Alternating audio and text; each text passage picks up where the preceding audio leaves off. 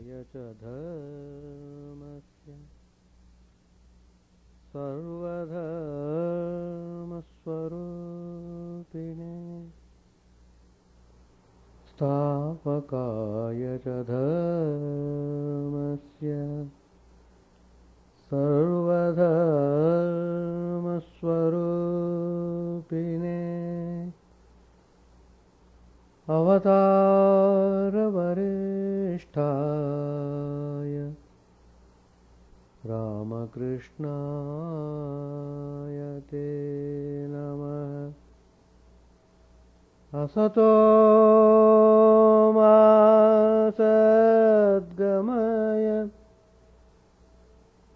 तमसो मा ज्योतिर्गमय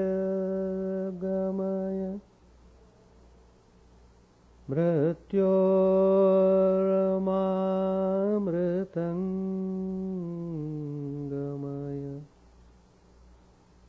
ॐ शान्ति शान्ति शान्ति। Let us offer our salutations to Sri Ramakrishna, the embodiment of all religions, the Supreme Incarnate. Let us pray to Him to lead us from the unreal to the real, to lead us from the darkness of ignorance to the light of knowledge, to lead us from death to immortality.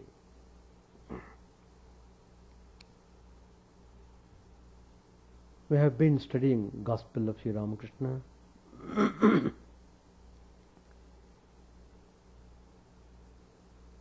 and the more we think of Sri Ramakrishna, the more we meditate on him, the more inspiration we get from within.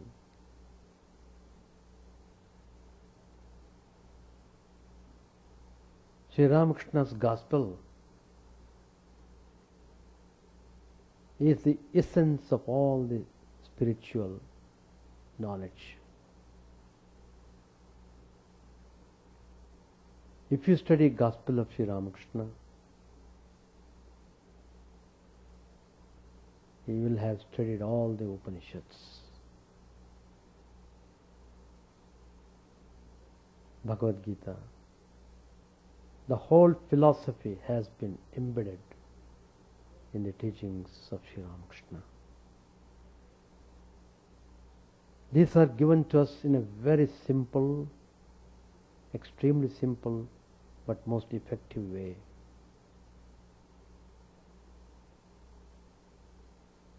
We are really blessed and fortunate that we have come to Sri Ramakrishna seeking spirituality.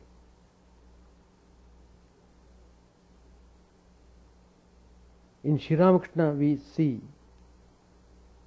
purity and perfection. What all we have studied in the scriptures have been put into action by Sri Ramakrishna.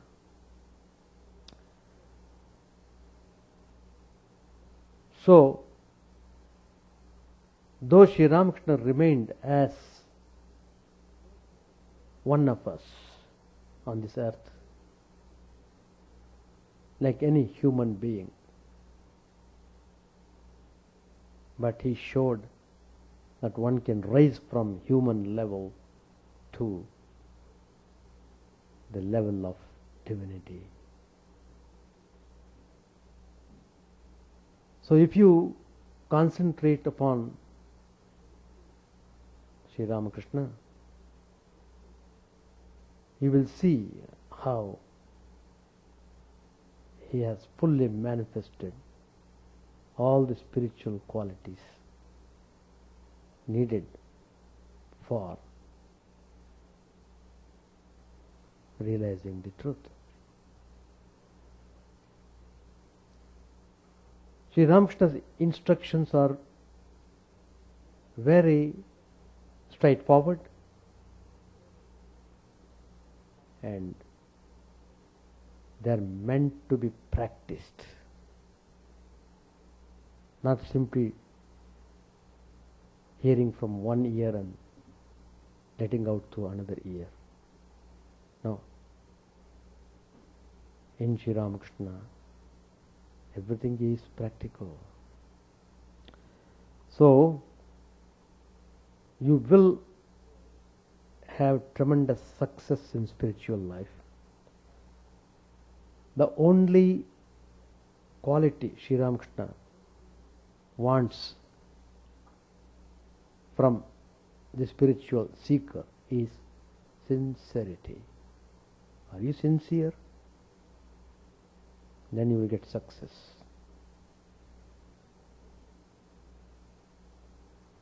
If a person is sincere, he puts forth his maximum effort needed for developing spiritual personality.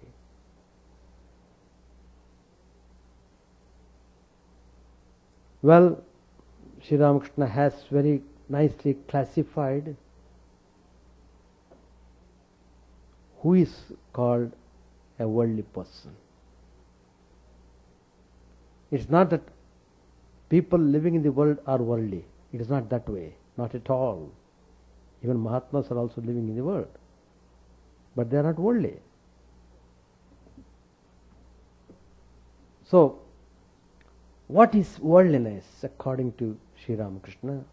He has very nicely dealt with this subject tremendously. So, you will be able to distinguish between who is worldly and who is not.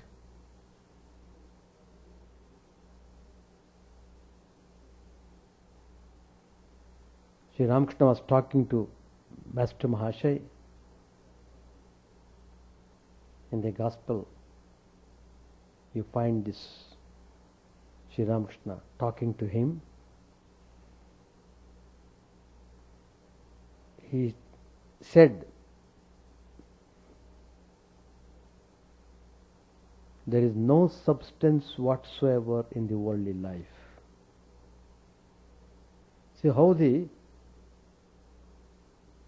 teachings are so tremendously powerful, and how it is true. Once you realize the fact that there is no substance whatsoever in the worldly life, it provokes you to take up spiritual life. It doesn't matter whether a person is householder or monk or brahmacharin. That's not the point. The point is how you understand the things and put into practice spiritual ideas in life. That makes one spiritual or otherwise. If you are practical, if you are putting spiritual ideas in your practical life, then you are really spiritual. If you are not practicing them, you are really not spiritual. So, Sri Ramakrishna is giving this message through this sentence. There is no substance whatsoever in worldly life. Further he tells, I am just quoting what Sri Ramakrishna has said in the Gospel, and how every word is true. He says further, generally, what do you find in the so-called worldly life? One finds quarrels, one finds misunderstanding, one finds jealousy and friction. Where you find these things are playing, it is definitely worldly way of life. You can't expect any spirituality there.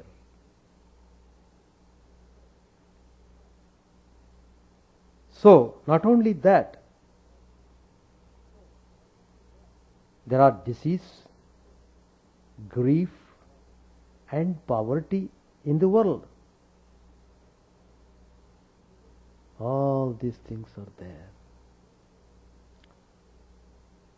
Seeing this condition, Sri Ramakrishna said, I prayed to the Divine Mother, O Mother, turn my mind at once from the world to God.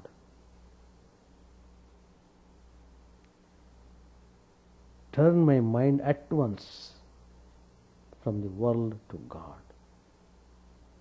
See, he is praying to Divine Mother. Through that prayer, he is giving a hint to us that we should turn our mind at once, without delay, towards God. So, how Sri Ramakrishna is instructing us.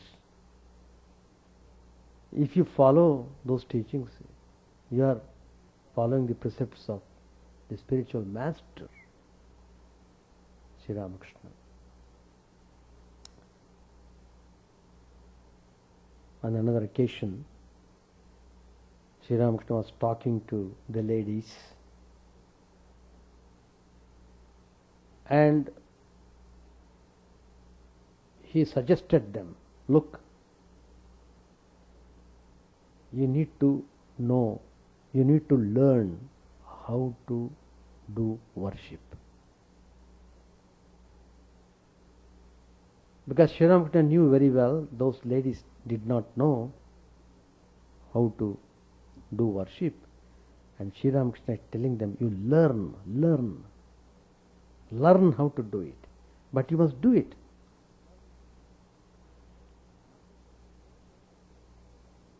In order to perform the worship of God, you will be preoccupied for a long time with such religious duties as plucking flowers, making sandal paste, cleaning the utensils of worship, and arranging offerings. These are all religious duties. As you perform these duties, what will happen? Your mind will naturally be directed to God. You will get rid of meanness, anger, jealousy, and so forth. Then he tells them, those ladies were their sisters. When you two sisters talk to each other, always talk about spiritual matters. See how in every teaching there is a tremendous subtle spiritual message for every one of us. He is suggesting that we should not unnecessarily waste our time in idle gossip and worthless discussions. On the other hand, discuss about spiritual ideas and concentrate upon the spiritual values, how to put them in practice. So, the most bothering quality we find generally in the world is acrimoniousness.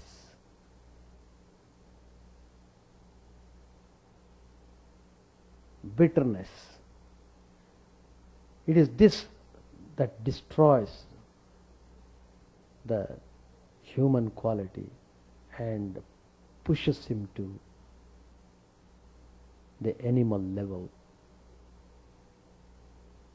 Under the influence of this bitterness, he commits all crimes, violence, and all such things. So, one who is seeking spiritual life should know what exactly the bitterness means and how it destroys the person, or what the steps are to be taken to get rid of this bitterness.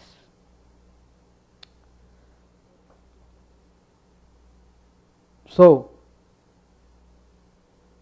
as long as you are involving yourself more and more in the worldly type of things and activities, you are bound to acquire this acrimoniousness. For some reason or other, you will be always being bothered, and constantly you are in some stress and strain. No one gets bitter out of choice. Indeed, if it were a matter of choice, there would be no need to overcome bitterness. There would be no bitter person anywhere. Who wants to get bitter and suffer? And yet many of us cannot prevent ourselves from getting scorched in the fire of bitterness sometime or other. In its extreme form, bitterness can become chronic and produce the kind of attitudes and complexes that characterize mentally unstable people.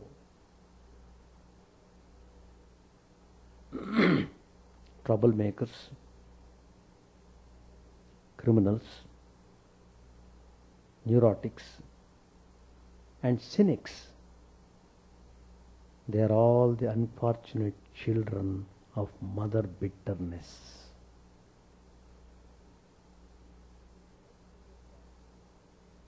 In its less severe form, bitterness can still burn and produce pain, but it is also less difficult to put out its fire. Sensitive people, especially, are prone to bitterness. A thoughtless, careless remark, or a breach of confidence, or the shock of what is perceived as unjust treatment is enough to produce bitterness in sensitive minds. Lots of instances and stories and episodes are there. The famous one is in Mahabharata, where Drona was treated very badly, and it was a rude shock for him that the king, who was his best friend during his student days, now behaved in a different way and treated him very badly. And he abused him like anything. So that was the starting point of harboring bitterness.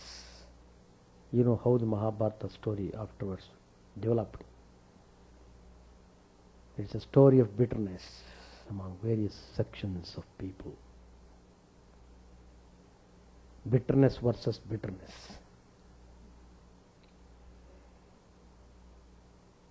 So, the sensitive minds are more prone to bitterness. The suffering and pain that follow are intense. If the cause happens to be a person one loves and respects, then the situation becomes even more painful. We impulsively blame external factors such as unfavorable circumstances or inconsiderate people for our woes. Any effort at retaliation usually makes the situation worse. A tit-for-tat response may work wonders in some cases, but where bitterness is concerned, this doesn't work. It only produces more bitterness. It may not be difficult to forgive the offending person, but that is not really the problem.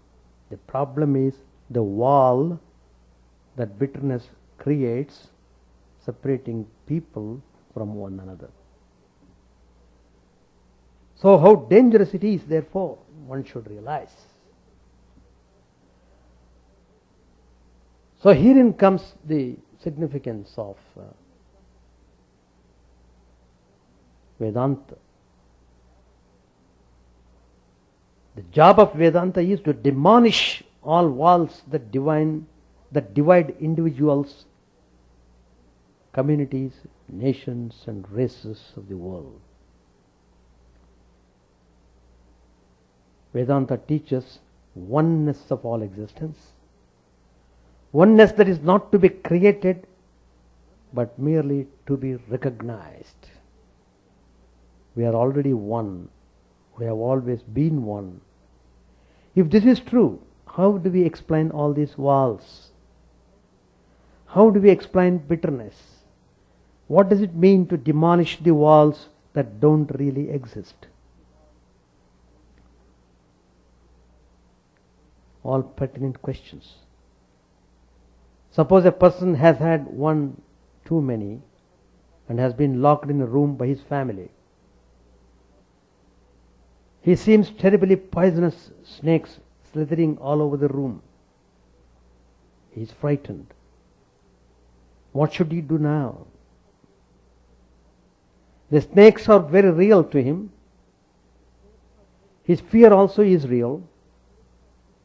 This person may take a stick and chase the snakes. It's unlikely he will be able to kill them.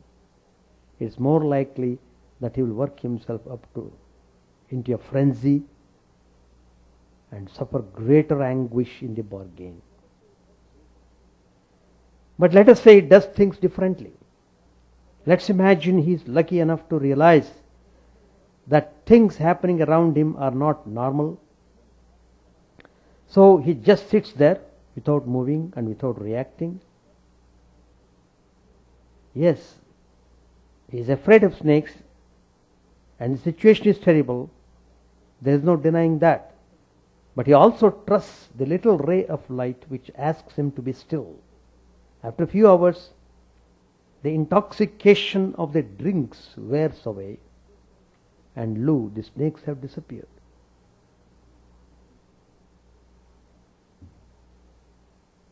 All these things happen because of the intoxication. According to Vedanta, this may be the best way to drive away the snakes of bitterness from the chamber of our mind. The drug of ignorance and misunderstanding can intoxicate us, producing not only bitterness, but also a wall that can break friendships and create animosities. The primary thing is to realize that the situation, although painful, is not normal. Why is it not normal? Why is it normal? For a simple reason that getting bitter and feeling pain is just not possible for me. Yes, my mind can get bitter and experience pain. When the pain is intense, it can even affect the normal functioning of my body. When both mind and body are affected, it sounds like a cruel joke to say that I am not affected. Well, cruel or not, the Vedantic position is just the opposite. Vedanta says It's a joke to say I am affected by bitterness and pain. Why? Because I am the spirit, untouched by anything. Nothing can hurt me. I am blissful by nature. How can bitterness come anywhere near me? That's why if I am somehow feeling bitter and hurt, it's not normal. Therefore, it's not normal. Something is wrong somewhere. Students of Vedanta know what is wrong. I have got entangled with my body and with my mind. So much entangled that often my body is not my body, it is me. Similarly, with this silly mind, I keep forgetting that it is my mind. The mind becomes me. Its bitterness becomes my bitterness. Its pain becomes my pain. The truth is that the body is neither me nor mine. That is the truth. Same with the mind. It is neither me nor mine. Remembering this once in a while is not enough. I must be aware of this every moment of my life, which of course is not easy. Because we forget our spirit nature more often than we remember. We face unpleasant situations that produce bitterness, disillusionment, hurt, hatred, pain, jealousy, envy, and so on. We might get so much overwhelmed by all these negative aspects of life that we may not even remember that it is not normal. We might do things which instead of freeing us would bind us still more. So Vedanta teaches a remedy. The teachers recommend the practice of forbearance. That's the spiritual quality. Forbearance. In Sanskrit it is called titiksha. The best definition of titiksha is given by Sri Shankaracharya in Vivekananda. Sahanam sarva dukkhanam apratikaram apurvakam. Sahanam sarva dukkhanam apratikaram purvakam. Chinta vilaparahitam sa titiksha nigadyate. Titiksha means to bear all afflictions without caring to redress. Without caring to redress them. That is pratikar manobhav. Not to have pratikar manobhav. Without anxiety and without lamenting. Let us take a quick look at these three withouts. To bear without redressing. Why do afflictions come? Because of our actions. No matter who or what the immediate cause of our woes might be, the real cause is our own actions.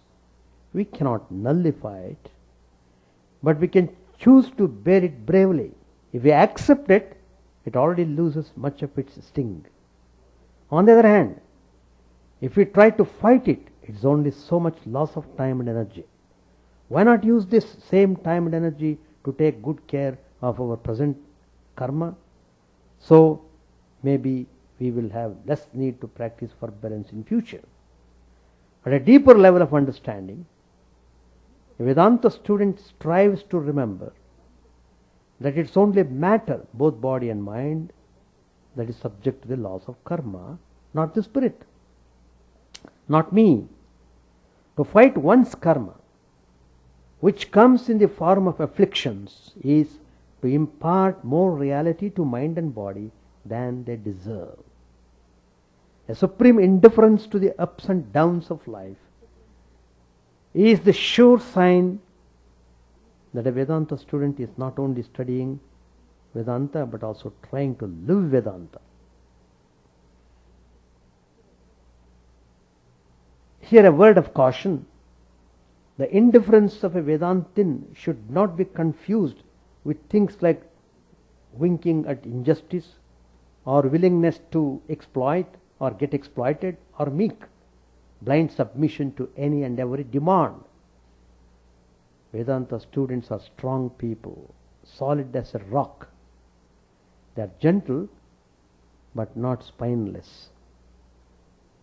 No one can and no one should take them for granted. Yes, Vedantins practice forbearance, but they won't allow others to ride roughshod over them. As a matter of fact, it is a practice of forbearance that gives Vedantins the inner strength to live with dignity and also allow others to live with dignity. So, the next is to bear without anxiety. We may not make any effort to fight our affliction, but we may still be filled with anxiety about it. This can produce a debilitating effect. It takes away our zest for life and clouds our judgment. Anxiety is like poison. The best way to detoxify an anxiety-ridden mind is to develop the awareness of the simple but mostly neglected truth. That which is not destined to happen will not happen. That which is to happen must happen. Remembering this, the great scripture Panchadashi, it says, Yada bhavi na tad bhavi bhavi chenna tadanyatha iti chinta vishagnoyam bodho brahma nivartakaha. We can be free from not only the poison of anxiety, but also the delusion that the life drama we are seeing is real. Nothing is real except Brahman or God. According to Swami Ramakrishna, one of the direct disciples of Sri Ramakrishna, the feeling of anxiety is a sign that we don't have enough faith in God. When a devotee has total faith in God and in his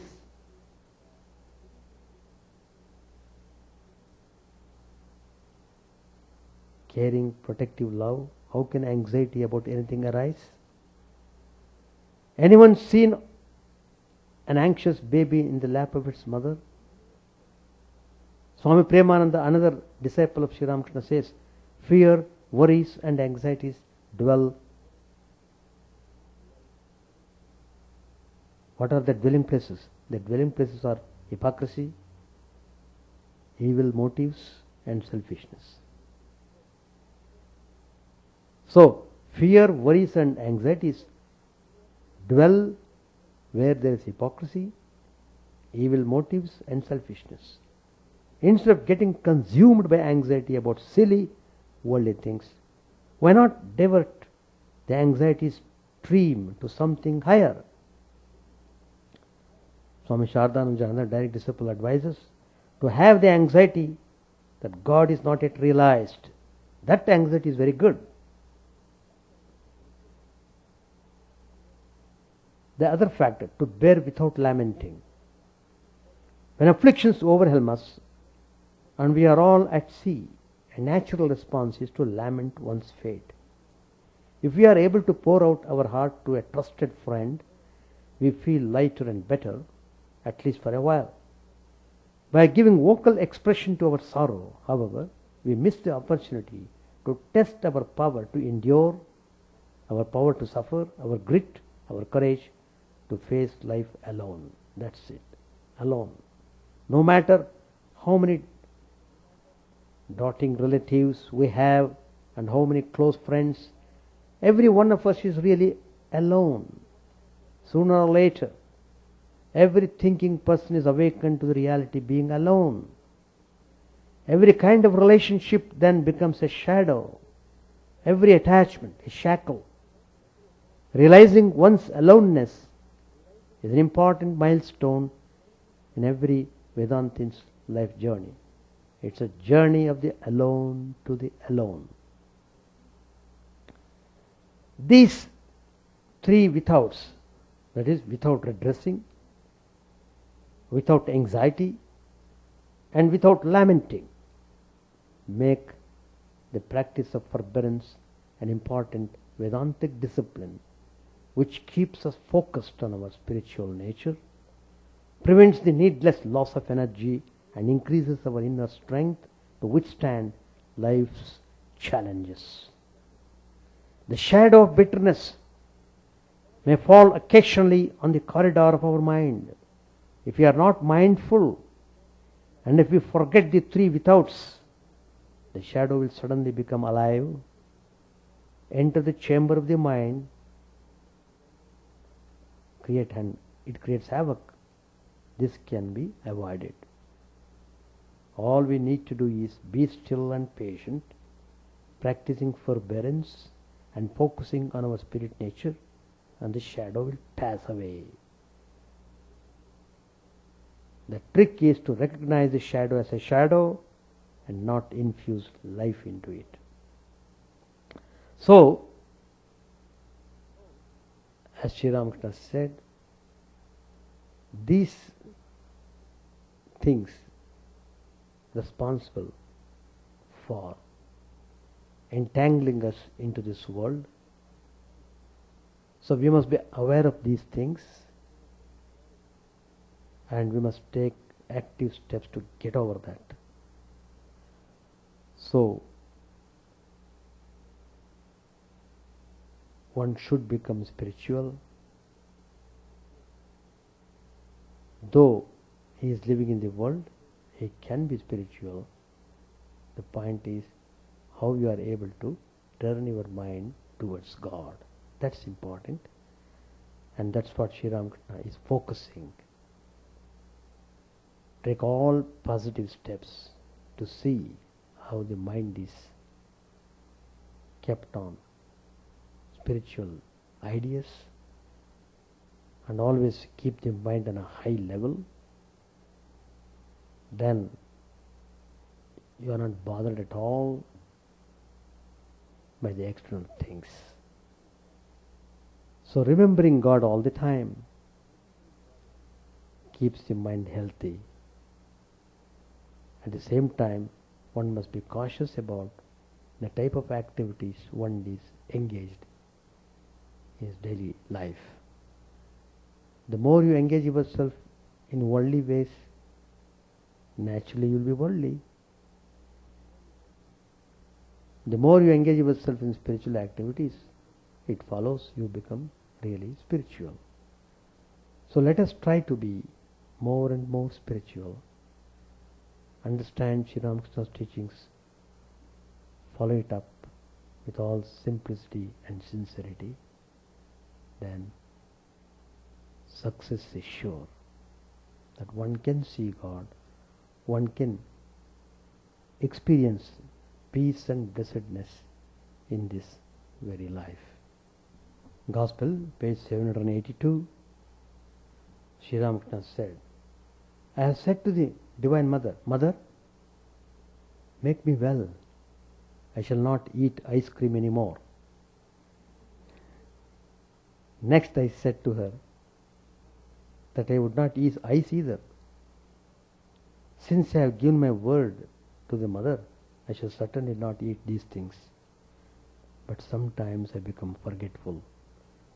Once I said that I would not eat fish on Sundays, but one Sunday I forgot and ate fish. But I can't consciously go back on my word. The other day I asked a devotee to bring my water jug to the pine grove. As I had to go elsewhere, another man brought the jug, but I could not use that water. I was helpless. I waited there until the first man brought water for me. When I renounced everything with an offering of flowers at the lotus feet of the mother, I said, Here, mother, take thy holiness, take thy unholiness. Here, mother, take thy dharma, take thy adharma. Here, mother, take thy sin, take thy virtue. Here, mother, take thy good, take thy evil, and give me only pure bhakti.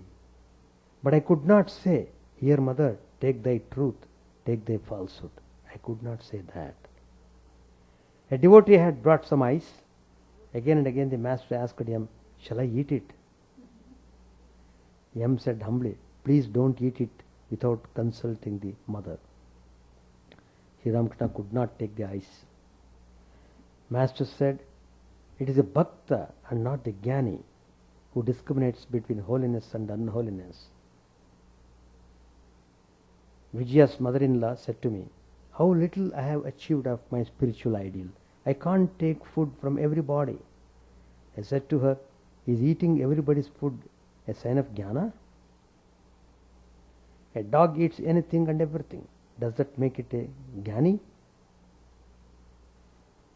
To Yam, Sri Ramakrishna said, why do I eat a variety of dishes? In order not to become monotonous. Otherwise, I would have to renounce the devotees. I said to Keshav, if I instruct you from a still higher standpoint, then you won't be able to preserve your organization. In the state of jnana, organizations and things like that become unreal, like a dream. One time I gave up fish. At first I suffered from it. Afterwards it didn't bother me much. If someone burns up a bird's nest, the bird flies about, it takes shelter in the sky. If a man truly realizes that the body and the world are unreal, then his soul attains samadhi. Formerly, I had the state of mind of a jnani. I couldn't enjoy the company of men. I would hear that a jnani or a bhakta lived at a certain place, then a few days later I would learn that he was dead. Everything seemed to be impermanent. So I couldn't enjoy people's company. Later, the mother brought my mind down to a lower plane. She so changed my mind that I could enjoy love of God and His devotees. Next, the Master began to talk about the divine incarnation. Master said to him, do you know why God incarnates Himself as a man? It's because through a human body one can hear His words. He sports through it. He tastes divine bliss through a human body. But through His other devotees, God manifests only a small part of Himself. A devotee is like something you get a little juice from after much sucking. Like a flower, you get a drop of honey from after much sucking. To him, do you understand this? Master said, yes sir, very well. We will stop here. Any questions or discussions are welcome. Huh? What is it? No, there's nothing like that.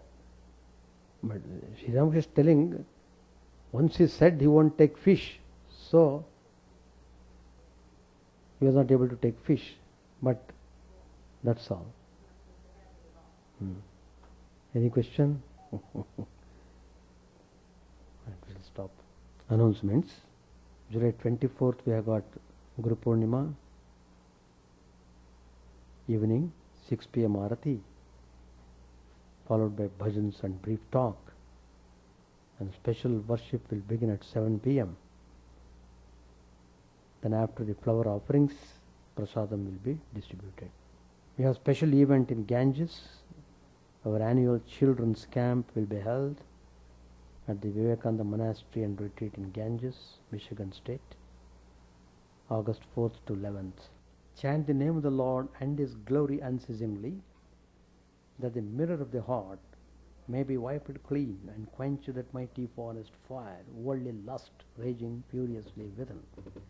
O name streamed down in moonlight on the lotus heart, opening its cup to knowledge of thyself, O self, drowned deep in the waves of His bliss, tasting His nectar at every step, bathing in His name that bath for weary souls. Various are thy names, O Lord, in each and every name thy power resides. No times are set, no rites are needful for chanting of thy name. So vast is thy mercy, how huge then is my wretchedness, who find in this empty life and heart no devotion to thy name. O my mind, be humbler than a blade of grass, be patient and forbearing like a tree. Take no honor to thyself, give honor to all. Chant unceasingly the name of the Lord. O Lord and soul of the universe, mine is no prayer for wealth or retinue, the playthings of lust or the toys of fame. As many times as I may be reborn, grant me, O Lord, a steadfast love for thee. A drowning man in this world's fearful ocean is thy servant, O sweet one. In thy mercy consider him as dust beneath thy feet. Oh, how I long for the day when an instant separation from thee, O Lord, will be as 1,000 years, when my heart burns away with its desire, and the world without thee is a heartless void. Prostrate at thy feet let me be in unwavering devotion, neither imploring the embrace of thine arms, nor bewailing the withdrawal of thy presence, though it tears my soul asunder. O thou who stillest the hearts of thy devotees, do with me what thou wilt, for thou art my heart's beloved, thou and thou alone. O Lord, lead us from the unreal to the real, lead us from darkness to light, and lead us from death to immortality. May all be free from dangers, may all realize what is good, may all be actuated by noble thoughts, may all rejoice everywhere. May all be happy, may all be free from disease, may all realize what is good, may none be subject to misery. May the wicked become virtuous, may the virtuous attain tranquility, may the tranquil be free from bonds, may the freed make others free. May good betide all people, may the sovereign righteous rule the earth, may all beings ever attain what is good, may the worlds be prosperous and happy. May the clouds pour rain in time, may the earth be blessed with crops, may all countries be freed from calamity, may holy men live without fear. May the Lord, the destroyer of sins, the presiding deity of all sacred works, be satisfied. For he being pleased, the whole universe becomes pleased. He being satisfied, the whole universe feels satisfied.